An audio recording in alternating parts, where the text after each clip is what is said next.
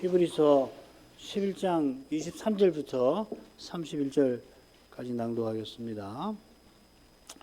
믿음으로 모세가 낳았을 때 그 부모가 아름다운 아이임을 보고 석 달 동안 숨겨 임금의 명령을 무서워 아니하였으며, 믿음으로 모세는 장성하여 바로의 공주의 아들이라 칭함을 거절하고 도리어 하나님의 백성과 함께 고난받기를 잠시 죄악의 낙을 누리는 것보다 더 좋아하고 그리스도를 위하여 받는 능욕을 애굽의 모든 보화보다 더 큰 재물로 여겼으니 이는 상 주심을 바라봄이라. 믿음으로 애굽을 떠나 임금의 노함을 무서워 아니하고 곧 보이지 아니하는 자를 보는 것 같이 하여 참았으며, 믿음으로 유월절과 피 뿌리는 예를 정하였으니 이는 장자를 멸하는 자로 저희를 건드리지 않게 하려 한 것이며, 믿음으로 저희가 홍해를 육지같이 건너서나 애굽 사람들은 이것을 시험하다가 빠져 죽었으며, 믿음으로 7일 동안 여리고를 두루 다니며 성이 무너졌으며, 믿음으로 기생 라합은 정탐꾼을 평안히 영접하였으므로 순종치 아니한 자와 함께 멸망치 아니하였도다.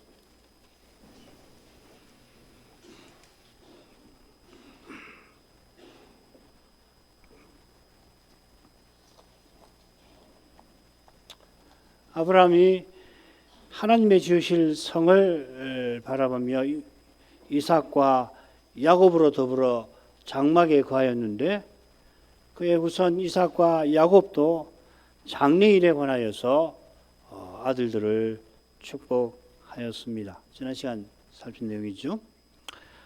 아브라함이 바란 복이 지상의 나라가 아니듯이 이삭과 야곱도 하나님 나라를 바란 겁니다. 이 나라를 일컬어 영원한 복의 나라라고도 합니다. 그 나라가 의로운 나라여서 그런 겁니다. 죄가 하나도 없는 나라니 영원한 생명이 거기 가득합니다.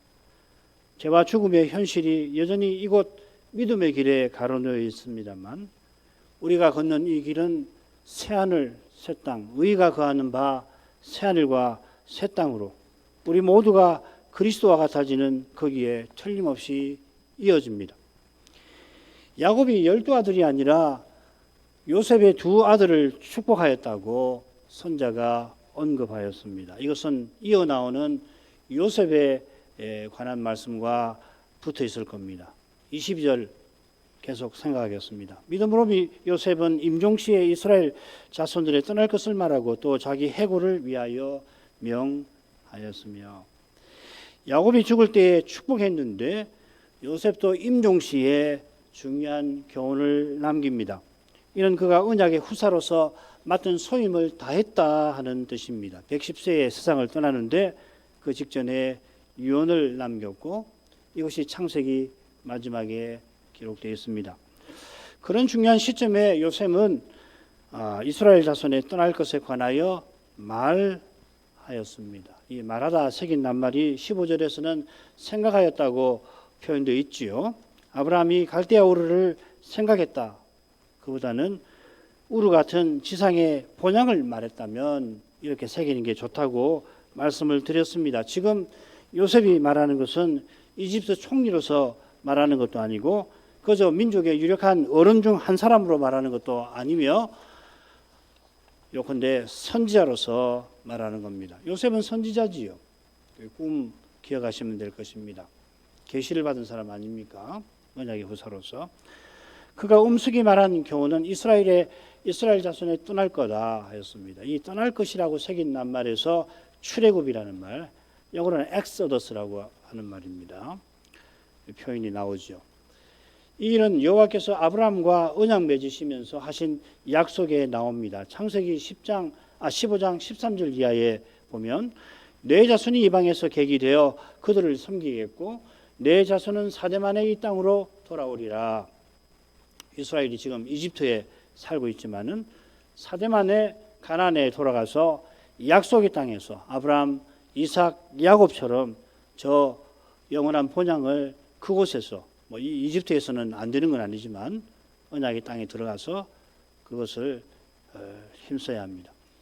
총리 요셉이 살아있는 동안 이스라엘이 이집트에서 큰 어려움 없이 살 수가 있지만 자기가 세상을 떠난 다음에는 이집트가 필연 이스라엘을 괴롭게 할 것이라 그 예언을 잘하니까 가나안에 돌아가는 것이 쉽지가 않다는 것을 총리 요셉은 나라를 경영해본 이 세상 국가의 생리, 본질을 잘 아는 요셉이 그걸 통찰했을 겁니다. 요셉 자신은 혈혈단신으로 이집트로 팔려와서 고난받은 사람이니 고난 중에도 여호와와 함께하는 그 길이 무엇인가를 틀림없이 교훈했겠죠. 아울러서 요셉은 자기 해골을 위하여 명하였습니다. 우리 어른들은 다 아는 건데 우리 어린이 여러분 해골하면 이 해골박만 그걸 떠오르는 해골이라는 말은 뼈 전체를 가리키는 말이에요. 해골하면 이 머리뼈만 생각하는데 온몸입니다. 원래 우리말 해골이라는 말이 그 말입니다. 유해라고도 할 수가 있죠. 뼈라고 해도 상관없습니다. 히브리 말로는 뼈라고 되어 있습니다. 아버지 야곱은 돌아가시자마자 그의 유언대로 가나안 땅 막벨라 굴에 그 유해를 뼈를 요셉이 안치하였습니다. 반면에 요셉 자신은 출애굽할 때에 자기 뼈를 가나안에 묻어달라 하였습니다. 이건 내가 내 조상의 하나님이니 아브라함의 하나님, 이삭의 하나님, 야곱의 하나님이라 하신 이 언약의 말씀과 붙어 있습니다. 막벨라 굴에는 이 세 분의 선조와 그 부인이 안치되어 있죠. 마찬가지로 야곱이 자기 유고를 가나안에 묻어달라고 청하면서 그때 요셉에게 맹세까지 시킵니다. 반드시 이 일을 맡아달라. 이렇게 당부할 때 야곱이 지팡이 머리에 이를 의지하여 경배하였다. 이렇게 기록되어 있습니다. 물론 창세기에는 침대라고 되어 있죠. 같은 표현입니다. 히브리서 11장 21절 후반절에 지팡이 머리를 의지하여 경배하였다 그랬잖아요. 그러면 상반절보다 시간적으로 앞서는 거죠. 이 사건이 있고 지팡이 머리를 의지하여 경배하면서 내 유해를 가나안에 묻어달라 하고서 그 다음에 요셉의 아들들을 축복했단 말입니다. 순서를 바꿔놨어요. 이 일이 얼마나 큰 일인지 야곱이 모르지 않습니다. 어마어마한 국가적 행사였죠, 그죠? 야곱의 매장이 요셉에게 큰 부담이 된다는 거 자기도 부족장인데 모르지 않지요. 그런데도 맹세까지 하며 부탁하였습니다. 왜 그런가? 하나님 언약을 이루려고 한 겁니다. 이는 인종시에 이스라엘이 떠날 것을 당부하면서 아브라함과 이삭과 야곱에게 맹세하신 땅에 이르게 하시리라 요셉이 말한 데서도 잘 드러납니다. 야곱이 세상을 떠나고 하나님의 언약은 그의 12아들을 통해서 특별히 유다를 중심으로 이루어져 나갈 것입니다. 그리고 이 새로운 시대는 출애굽으로부터 시작될 것입니다. 오늘 읽은 말씀으로 가죠. 족장의 시대에 이어 출애굽 시대를 선자가 다룹니다. 두 시대는 똑같이 믿음으로라고 하는 표현이 7번씩 나온다고 말씀드렸습니다. 모두 7번인데 여기 오늘 읽은 6번째와 7번째 보면 시간상 순서가 바뀌었죠. 라합의 구원이 7번째로 나오는데 여리고 심판 6번째 나오는 것보다 시간상 앞서죠, 그죠? 여호수아 2장에 나오고 그 다음에 여리고 사건은 6장에 나옵니다. 선자가 이 시간 순서를 혼동했겠습니까? 그거 이야기하는 학자라고 하면서 성경이 순서가 어떠니 정하지 않느니 그런 망을 하는 사람들이 학자로 자임하는데 선자가 그걸 모르겠어요. 삼척동자도 교회 다니면은 삼척동자도 알 일을 이렇게 순서를 바꾸는 데는 사건의 의미를 강조하는 거죠. 아까 그 야곱의 기사도 마찬가지 아닙니까? 순서로 봐서는 21장 상반절이 하반절보다 뒤에 나오는 건데 왜 그걸 이 순서를 바꿨느냐? 요셉 이야기하려고 그러는 거 아니에요. 이런 걸 가지고서 시비를 건다는 것은 참 악한 마음일 수밖에 없어요. 성경을 너무도 모릅니다. 학자라는 사람들이. 자, 아무튼 이 사건의 의미를 고려해서 다섯으로 나눠보려고 합니다. 먼저 모세의 출생과 소명 자각에 관한 말씀이 23절부터 26절, 오늘 이 부분 공부할 겁니다. 27절은 이집트를 떠난 이야기고요. 28절은 이 유월절을 제정한 거고, 그 다음에 29절은 이 홍해를 건넌 사건입니다. 이집트 떠난 것의 핵심이 이 홍해를 건너는 거죠. 그리고 뭐 광야에서 어떻게 했다 이런 거 싹 빼고 가나안에 들어왔다. 이게 31절입니다. 이런 것이 대범하다고 하는 겁니다. 우리 같은 사람들은 시시콜콜 역사를 이렇게 써야 되는데 선자들은 대범하시기 때문에 큰 의미를 탁탁탁 이렇게 던지는 겁니다. 자, 그러니까 유월절 제정이 이 출애굽의 이 위대한 구속의 목적이 되는 거죠. 이 목적에 하나님이 자기 종 모세를 쓰셨습니다. 라합도 물론 쓰셨고 모세 부모님도 쓰셨습니다. 다 짝을 이루는데 나오지요. 하나님께서 이스라엘들을 홍해를 건너게 하시고 여리고를 무너지게 하신 겁니다. 자, 이런 사실들을 믿음으로라고 하는 표현에 담아낸 겁니다. 23절부터 26절 읽겠습니다. 믿음으로 모세가 났을 때에 그 부모가 아름다운 아이임을 보고 석 달 동안 숨겨 임금의 명령을 무서워 아니하였으며 믿음으로 모세는 장성하여 바로의 공주의 아들이라 칭함을 거절하고 도리어 하나님의 백성과 함께 고난받기를 잠시 죄악의 낙을 누리는 것보다 더 좋아하고 그리스도를 위하여 받는 능욕을 애굽의 모든 부하보다 더 큰 재물로 여겼으니 이는 상 주심을 바라봄이라. 선자는 모세의 출생이 믿음으로 이루어졌다 교훈하는 거죠. 만일에 부모의 믿음을 강조하려고 한다면은 모세가 났을 때 믿음으로 그 부모가 숨겼다 이렇게 새기면은 자연스럽겠죠. 그런데 우리 성경은 원문대로 적절히 번역이 되어 있습니다. 사실 한글은 수동태를 잘 쓰지 않아서 부모가 숨겼다고 새긴 것 같은데 실은 모세가 났을 때 그가 부모에 의해 숨겨졌다 이렇게 되어 있습니다. 모세가 믿음으로 숨김 받았다. 어색하시지요. 그처럼 믿음으로는 믿는 개인보다 믿게 하시는 하나님을 가리키는 표현입니다. 믿는 사람과 믿지 아니하는 사람이 같을 수가 없고 심지어 둘의 삶이 천량지차가 납니다마는 그 어마어마한 차이가 사람 자체에 나오지 않고 믿는 사람 자체에 나오는 게 아니라 믿게 하시는 하나님 은혜에 달려 있는 겁니다. 영혼까지도 미치는 이 근본적인 차이, 오직 그리스도만 내시는 겁니다. 그처럼 그리스도를 믿는 것이 결정적입니다. 신약시대에도 구약시대에도. 모세가 났을 때 그의 부모가 갓난 모세를 석 달 동안 숨겼습니다.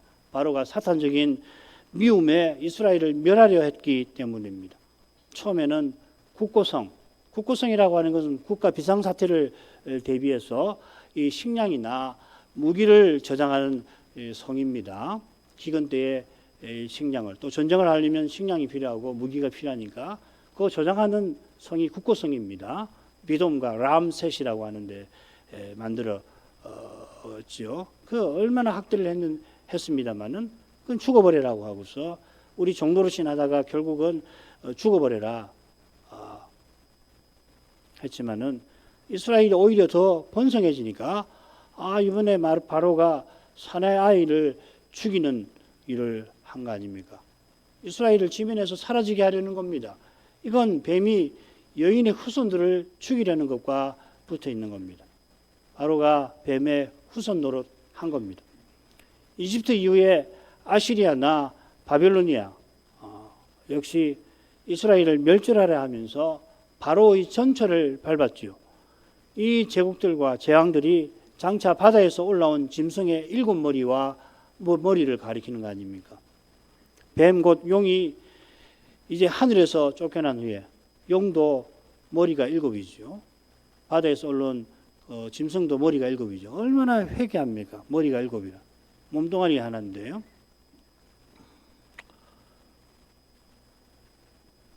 땅에 있는 여인 교회를 핍박하려고 늘 기회를 엿보고 있습니다.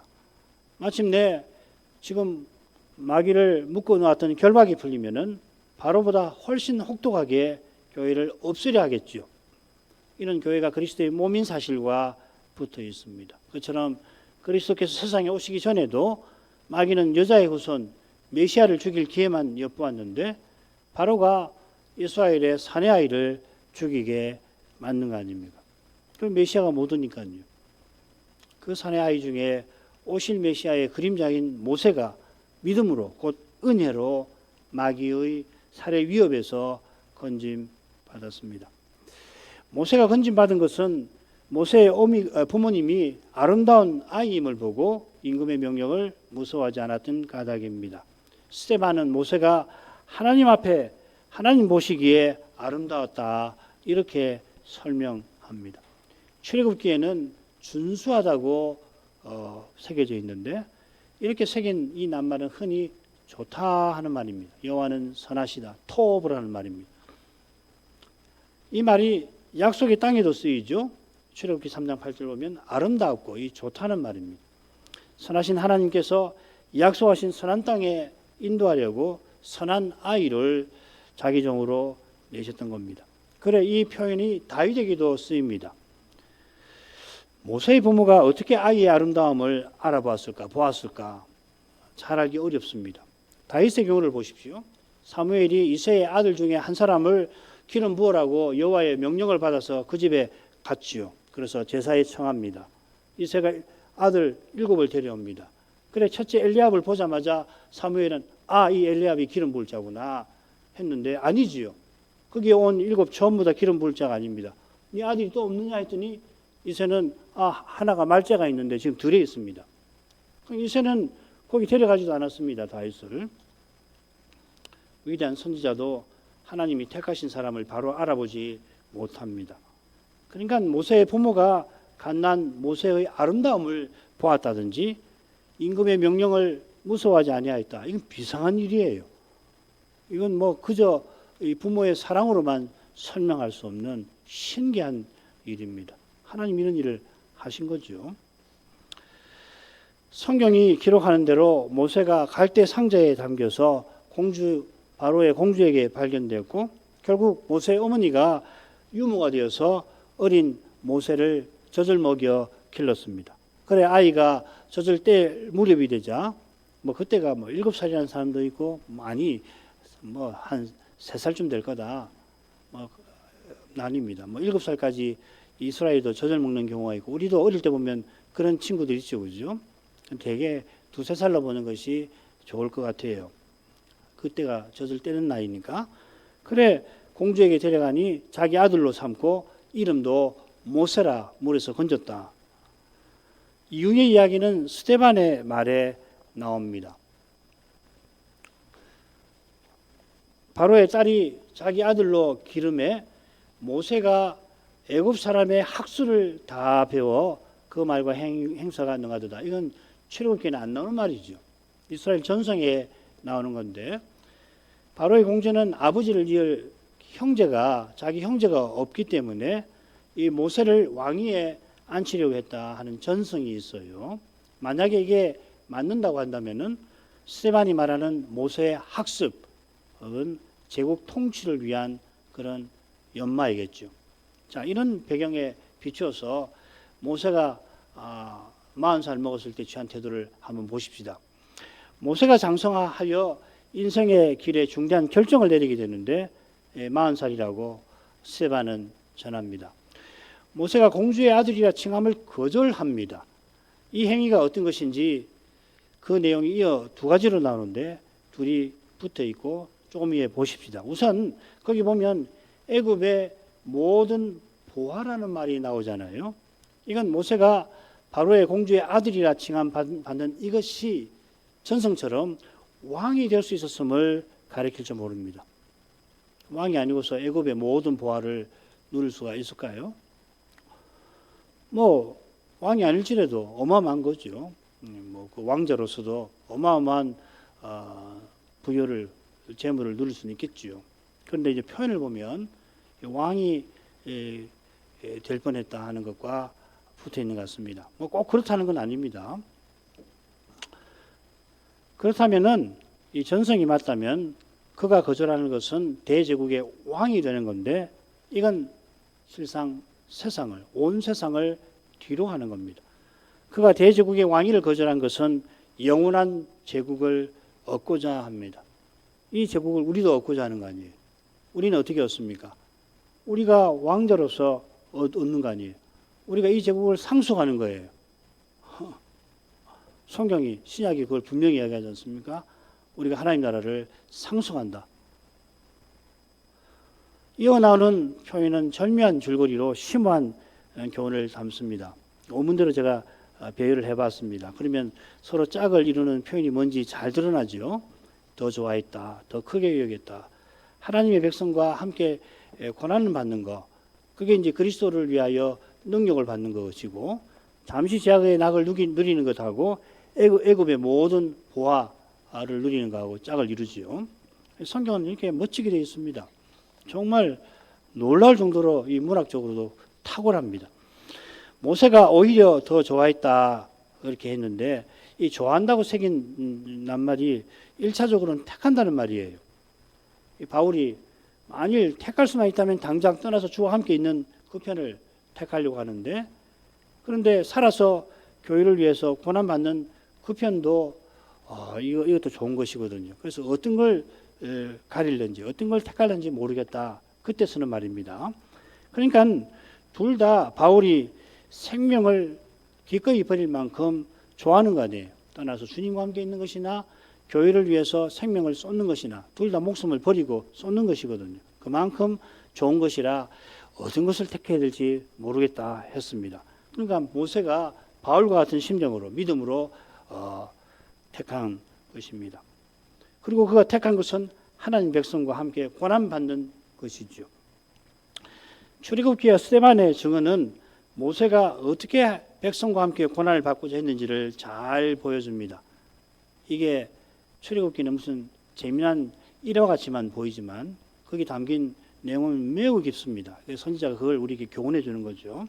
모세가 자기 형제들에게 가서 그들의 고역함을 보았다 이렇게 간단하게 되어 있어요.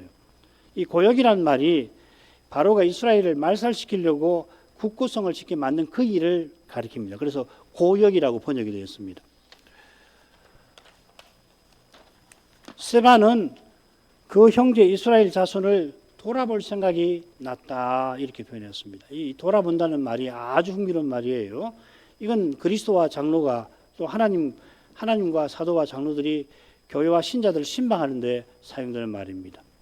여기서 장로라는 말이 나오고 명사로 쓰면 신방이라는 말 혹은 장로라는 말이, 영어의 장로라는 말이 여기서 나옵니다. 모세가 제국의 왕이 될 지위를 거절할 만큼 마치 중보직분자처럼, 사실은 모세는 중보직분자죠. 중보직분자 정도가 아니에요. 구약의 그리스도 아닙니까? 그래서 고린전서 10장에 보면은 이 그리스도, 구약의 그리스도로, 그래서 구약 백성은 모세와 연합하여 세례를 받았다. 그렇게 표현하지 않습니까? 그러니까 다른 중보자들도 선자들도 많고 왕들도 있지만 모세와 견주지 못하는 거예요. 그런 심정으로 백성을 돌보려고 했다는 겁니다. 40살이에요. 자기 백성이 노역하는 데 가서 보니까 이집트 사람 감역관이겠죠. 자기 백성을 치는 걸 보고 그를 너무 심하니까 죽여서 모래에 감추었습니다. 스데반은 이런 행위가 거룩한 사명을 이루려고 하는 심정에서 행한 거라고 이어 증언합니다. 사도행전 7장 25절, 저는 그 형제들이 하나님께서 자기의 손을 빌려 구원하여 주시리라는 것을 깨달으리라고 생각하였으나 저희가 깨닫지 못하였더라. 이런 사명의식을 가지고서 모세가 형제에게 가서 형제를 돕느라고 그만 사람을 죽였다 이 말이죠. 그러나 자기 백성은 그걸 알아보지 못했다 이렇게 되어 있습니다. 모세가 책임 없다는 이야기는 아니에요. 그러나 강조점은 백성들이 그걸 깨닫지를 못했다.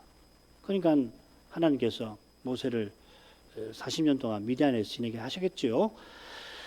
히브리서 선자도 스데반과 생각이 같습니다. 모세가 그저 혈기로 학대하는 이집트 사람을 죽인 게 아니라 하나님 백성과 함께 고난받으려고 하는 심정에서 행한 것이라 하는 겁니다. 이것이 그리스도를 위하여 받는 능력이라는 표현에서도 잘 드러납니다. 이걸 원문대로 그대로 번역하면 그리스도의 능력이라 이렇게 되어 있습니다. 히브리서 13장 13절에서는 그렇게 번역이 되었습니다. 그의 능력, 그리스도의 능력. 우리가 그리스도의 능력을 지고 영원한 성을 향해야 된다. 아브라함이 바라던 영원한 성을 향하여 갈 때에 우리는 그리스도의 능력을 져야 한다. 그렇게 히브리서 13장 13절에서 밝히고 있잖아요. 이 표현은 바울이 말하는 그리스도의 남은 고난과 매우 비슷합니다. 남은 고난이니까 채워지면 그리스도와 함께 영광을 누릴 거라 이 말이죠. 이런 능력을 서신받는 이 교회가 서자마자 이미 받았다 했죠. 그 비방이라고 되어 있습니다. 능력, 여기는 비방이라고 번역이 되었습니다. 그런데 이 비방이란 말이 예수님이 십자가에서 받으신 그 능력에 그대로 쓰인 바로 그 말입니다. 모세가 언약 백성과 함께 고난받고자 했는데 결국 이집트 감독관 죽인 일로 자기 백성에게 비방받았죠. 이걸 한번 생각해 보시길 바랍니다. 누가 너로 우리의 주제와 법관을 삼았느냐? 네가 애굽 사람을 죽인 같이 나도 죽이려 드느냐? 이 비방에 모세는 두려움을 느꼈고 이 일이 바로에게 알려져 바로가 자기를 찾는다는 것을 곧 알고는 미디안으로 도망을 치는 거죠.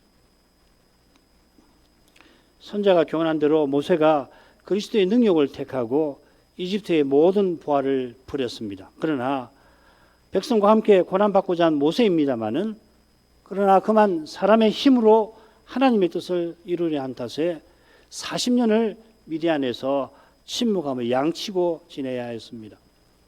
너무 심한 거 아닌가?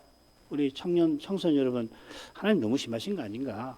이런 일로 그런 마음이 들 수도 있을 거예요. 그런데 아브라함이 자기 몸에서 날짜와 언약을 세우겠다 하신 이 말씀을 이루려다가 이스마엘을 낳고 13년을 조용히 지내야 했던 것과 비슷한 대목이 있죠. 왜 그렇게 합니까? 아브라함에게 주신 사명이나 모세에게 주신 사명이 그만큼 거룩한 탓에 두 분이 침묵의 기한을 통해서 연단을 받도록 하신 것입니다. 이 모세와 아브라함에게 주신 사명이 만일 허망하게 된다면 이 두 분만 아니라 온 세상의 구원이 흔들릴 수가 있는 것입니다. 더욱이 사명을 주신 하나님께서 심히 부끄럽게 되실 수가 있습니다. 이건 온 세상보다도 더 중대한 문제 아니에요. 하나님의 이름의 영광이. 주의 인자가 생명보다 낫다고 고백하는 시인처럼 그리스도 아는 것이 가장 고상함을 인하여 온 세상도 배설물로 여긴다고 했던 바울처럼 사람의 힘으로 주님의 뜻을 이루려 하는 잘못은 모세를 향한 사람의 얄팍한 동정심 따위로 덮어지는 것 아닙니다. 하나님 너무 심하신 거 아닌가? 이렇게 해서 될 문제가 아니에요. 과연 하나님은 자기 아들을 십자가에 아끼지 않고 내어주셨잖아요. 그렇게 하나님 죄가 사함받지 못해서 그런 것이거든요. 마찬가지로 그렇습니다. 이 거룩한 사명, 특별히 이분들은 보통 분들이 아닌데 이런 분들에게 주신 사명이 허물어지지 않기 위해서 하나님이 철저하게 이들을 훈련을 시키고 특별히 죄의 문제에 있어서는 철저하게 대하시는 겁니다. 아마 우리 교우들 여러분들은 살면서 느끼셨을 거예요. 하나님은 죄 문제에 있어서 너무 잔인하신 거 아닌가? 그만하면 되셨을 것도 같은데 그러시지 않잖아요. 사랑은 진리와 함께 기뻐한다 했습니다. 이건 사랑의 부족이 아니라 사랑의 순수함을 가리킵니다. 죄를 조금도 허용하지 아니하시는 것은 너무도 당연히 죄가 먼지만큼도 없게 하시려는 것입니다. 우리 보기에는 실로 잔인하신 것 같습니다만은 그 잔인함의 칼날을 그리스도가 친히 십자가에서 받아 들이신 것입니다. 십자가를 참으로 고백하는 신자는 기꺼이 자기를 부인하고 자기 십자가를 집니다. 모세가 그리스도를 위한 능력을 택하고 이집트의 모든 보화를 버리고 형제들과 함께 하려 했는데 40년의 연단을 거쳐서 과연 모세는 그리스도처럼 고난받는 삶을 끝까지 살아가지 않았습니까? 하나님의 거룩한 사랑이 이 위대한 결과를 이루어낸 겁니다. 물론 모세도 실수하죠. 바로 여기에 모세가 바라본 상이 있는 것입니다. 모세는 아브라함과 마찬가지로 지상에 번듯한 나라 하나를 세우려 한 게 아닙니다. 만일 그랬더라면 시내산 아래서 이스라엘이 금송아지 우상을 섬겨 망하게 되었을 때 가나안에 들이시려고 하는데도 이집트로 돌아가겠다고 하였을 때 고라 무리가 반역하여 망하는 것을 보고서도 똑같이 반역할 그때에 그들을 위해서 간구하지 않고 내가 너로 큰 나라를 일으키리겠다 하신 하나님의 제안을 받아들였을지 모릅니다. 그처럼 여호와께서 모세의 기도를 받으시고 금송아지 우상을 섬긴 이스라엘을 용서하긴 하시지만은 나는 그러나 가나안에 함께 가지 않겠다 하실 때 모세는 만일 여호와께서 함께 하시지 않으면은 차라리 가나안에 우리를 올려 보내지 마십시오 하였습니다. 모세는 가나안에서 여호와를 가까이하며 그 거룩한 통치를 맛보고자 했습니다. 이는 장차 메시아를 보내어서 영원한 제국을 세워주실 것을 바라본 겁니다. 모세가 바로의 딸의 아들이라 칭함 받기를 거절하고 상주심을 바라고 있었다 하였습니다. 사람의 힘으로 하나님 뜻을 이루려 하다가 미디안으로 피신했지만 모세는 아브라함처럼 하나님의 언약의 복을 바라며 살았다 하는 것을 지금 선자는 암시하고 있는 것입니다. 바로의 딸의 아들로 살면서 이집트의 모든 부활을 누리는 그것을 모세는 잠시 죄악의 낙을 누리는 거라 여겼던 겁니다. 여기 이 잠시라는 말이 어디 나오냐면 우리가 잠깐 고난당하는 이 보이는 현실을 가리켜서 잠깐 있는 것이다 했습니다. 보이는 것은 잠깐이요. 육신은 죄악의 낙을 천년만년 누릴 수 있을 걸로 착각합니다마는 1000만 번 양보해서 1000년 만년 누린다 하더라도 장차 주실 영원한 영광에 비하면 잠시죠.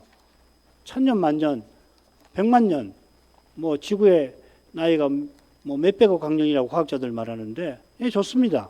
1000만 번 양보해서 400억 광년이라고 하십시다. 그게 영혼에 비하면 잠깐이지 깁니까?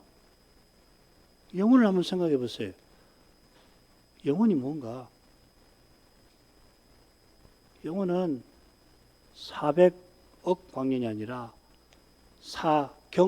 4경년 광년이라고 할지라도 4경 광년이라고 해도 영혼에 비하면 잠깐인 거예요. 하나님 우리에게 주시려고 하는 건 얼마나 큽니까? 하나님 우리에게 주시겠다는 복은 얼마나 놀라운 것입니까? 땅에 매여가지고서 눈에 보이는 것이 늘 가득하니까 우리가 자연히 이 땅의 기준으로 우리의 구원도 하나님 복도 생각하기 쉬운데 말씀의 빛을 받아가지고 특별히 예배에서 영원한 영광, 하나님이 영원하신 분이라는 것을 볼 때에 생각이 바뀌는 거예요. 더욱이 우리가 살아가는 이 일생이라는 게 그냥 잠시 아닙니까? 더욱이 게다가 이 죄악의 낙이라고 하는 것은 대개가 찰나적입니다. 마약을 생각하면 됩니다. 금방이죠. 순간의 쾌락 아니에요. 그런데 이런 낙은, 죄악의 낙은 특별히 누린 즉시로 마음을 공허하게 만들어서 더 욕망의 종이 되게 하는 거예요. 왕이 되어서 나라의 온갖 부활을 누린다 하더라도 전도자의 교훈처럼 이것도 헛됩니다. 우리가 사도의 교훈을 명심하며 살아가야겠습니다. 네가 이 세대의 부한자들을 명하여 마음을 높이지 말고 정함이 없는 재물에 소망을 두지 말고 오직 우리에게 모든 것을 후히 주사 누리게 하시는 하나님께 두며 하나님이 후히 주시는 모든 것은 실로 누릴 만한 것입니다. 이게 누릴 만한 것입니다. 이것이 우리 요리문답에서 말하는 하나님을 즐거워함, 하나님을 누림입니다. 즐거워한다고 번역했는데 누린다는 말입니다. 하나님만 영원히 즐거워할 분, 하나님만 영원히 우리가 누릴 만한 분이십니다. 다른 모든 것은 특별히 하나님 주신 선한 것은 이 영원한 목적을 위한 수단에 불과합니다. 이거는 쓰는 것이에요. 이 땅에서 주시는 모든 것은 쓰는 것입니다. 사라지는 겁니다. 쓸 기간 동안 쓰라고 주시는 거. 그래서 잠깐 후면은 사라지죠. 이 땅에서 재물을 아무리 모은들 그거 갖고 하나님 나라 갖고 하는 거 아니지 않습니까? 지식 아무리 많이 쌓아서 그거 가져가서 천국 가서 내가 이만큼 똑똑합니다 자랑할 것 같습니까? 어림없죠. 그때 우리가 가질 지식은 지금 이곳에서 축적하는 경험, 사고의 실험과 경험을 통해서 뼈 빠지게 노력해서 겨우 얻는 그 지식하고 수준이 다른 거 아니에요. 직관적 지식을 갖는데 딱 보면 본질을 아는 그런 지식을 갖게 될 텐데 그런 쌓은 지식 내용을 가지고 자랑을 합니까? 못하죠. 아름다움? 뭐 마찬가지죠. 하나님만 즐거워할 뿐입니다. 나머지는 다 수단에 불과합니다. 모세도 왕궁을 떠나 자기 백성에게 갔을 때에 하나님을 전부로 모시려 했던 겁니다. 자, 이런 점에서 그리스도의 능력을 이집트의 모든 보화보다 더 큰 재물로 여겼다 했습니다. 이 재물이라 새겼는데 로마서 11장 13절에서는 세상과 이방인의 부요라 이렇게 표현되었습니다. 이스라엘의 실패로 말미암아 하나님이 세상과 이방인에게 부요를 선사했다 하셨죠. 이 부요가 뭡니까? 바울이 이방인 사도로서 자기가 이방인 사도인 증거로 제시한 하나님의 비밀과 붙어 있습니다. 그 비밀이 뭡니까? 그리스도의 측량할 수 없는 부요를 이방인에게 전하게 하신 이거라 하였습니다. 그리스도의 측량할 수 없는 부요. 유대인이 언약을 파기했습니다마는 사랑이신 하나님께서 오히려 우리 이방인을 구원하셨는데 구원하신 그 구원의 내용이 뭔가? 그리스도의 측량할 수 없는 부요라 했습니다. 얼마나 그리스도가 부유하신가? 바울은 이렇게 표현합니다. 교회를 만물을 충만케 하신 자의 충만이라. 자기 안에서 하나의 새로운 사람을 지으셨다. 이렇게 표현하고 있습니다. 그리스도께서 만물을 충만케 하시는 분이라는 말은 모든 것을 주님 자신으로 채우신다는 말이에요. 이게 표현이 뭐 어렵지만은 내용은 아주 분명합니다. 만물을 충만케 하신다. 모든 것을 자기로 채우신다는 이야기예요. 이 놀라운 사실이 지금 이곳에서 생생하게 드러나는 곳이 딱 한 군데 있는데 새 사람들입니다. 골로새서 3장 11절 거기서는 새 사람들 가운데에서는 그리스도가 전부 안에 전부라 이 말이에요. 그래서 에베소서 1장 마지막에 나오는 이 신비한 말씀이 어려운 말씀 아닙니다.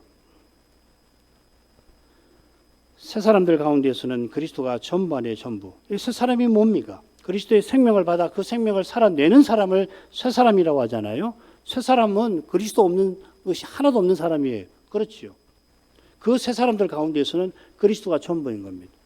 예, 우리가 새 사람으로만 살지 않고 육신으로 행하는 것이 있어서 교회를 보거나 교회사를 보거나 아주 실망스러운 게 가득하고 이게 교회냐, 이게 은혜냐, 이게 구원이냐 이런 구원 같으면 나는 안 받겠다라는 말까지도 나올 만큼 참혹한 현실이 있습니다만은 새 사람들 가운데는 그리스도의 생명을 살아내는 그곳에서는 실로 위대한 세계가 이미 나타나고 있는 겁니다. 장차 새하늘과 새 땅에는 그리스도의 생명이 충일할 것입니다. 충일한다는 말은 가득 채우고 정체되어 있는 것이 아니라 점점 그 생명이 발산되어 가고 확대되고 심화되어 나가는 거죠. 갈 거예요. 이게 만물을 충만케 하시는 자의 의미예요. 그리스도께서 성신을 그리스도의 영으로 주셔서 이제 우리 안에 사시는데 믿음으로 말미암아 그 실질을 드러내는 사람이 새 사람입니다. 그리스도께서 그분의 영으로 말미암아 우리 안에 사시지만은 성신으로 행치 아니하면 믿음으로 행치 아니하면은 우리 신자에게도 육신이 나오지요. 이런 육신으로 행하는 사람을 상태를 가리켜서 바울은 너희가 사람이 아니리요 책망한 겁니다.